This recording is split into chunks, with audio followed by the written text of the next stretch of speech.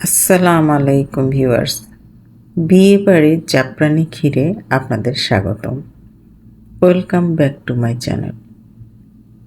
Fry প্যানে একটু পানি দিয়ে পোলাওর চাল ধুয়ে দিয়েছি। 2 কেজি দুধ ঘন করে ঢেলে দিলাম চালটা সেদ্ধ হওয়ার জন্য। 200 গ্রামের একটি দুধের প্যাকেট আমি পুরোটা ব্যবহার করব। আমি প্রথমে গরুর দুধ ব্যবহার করেছি। এখানে আমি 4 থেকে 5 কেজি দুধ ব্যবহার করব। আমি 1 কাপ চাল নিয়েছি। চালটা সেদ্ধ হতে দিলাম। দারুচিনি, এলাচ আর একটু লং দিয়ে দিয়েছি। 200 গ্রামের দুধের প্যাকেটটা আমি গুলে ঢেলে দিলাম। একদম ঘন করে দিয়েছি যেন পানি বেশি না হয়। তারপর কনডেন্স মিল্ক দিয়ে দিলাম কিছুটা মিষ্টির জন্য এবং গ্লোজি একটা ফ্লেভার আসার জন্য।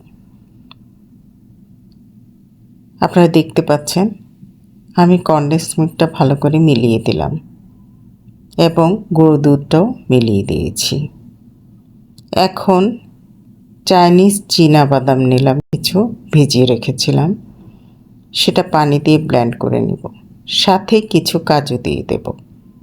এই বাদামগুলি আমি পুরোপুরি ভালো করে মিহি করে ব্লেন্ড করে নিয়ে সেই জাফরানি ক্ষীরের সাথে ব্যবহার করব।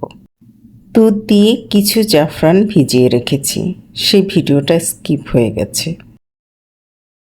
এখানে সেই পায়েসের ভিতরে বা ক্ষীরের ভিতরে আমি বাদামগুলো পেস্ট করে দিয়ে দিলাম।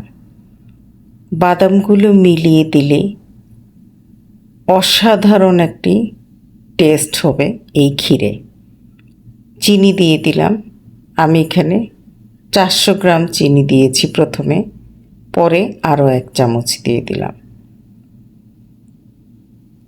প্রায় 500 গ্রামের মতো আমার চিনি লেগেছে। ক্ষীর বলে কথা, তার উপরে 4 থেকে 5 কেজি দুধ অ্যাড করা আছে।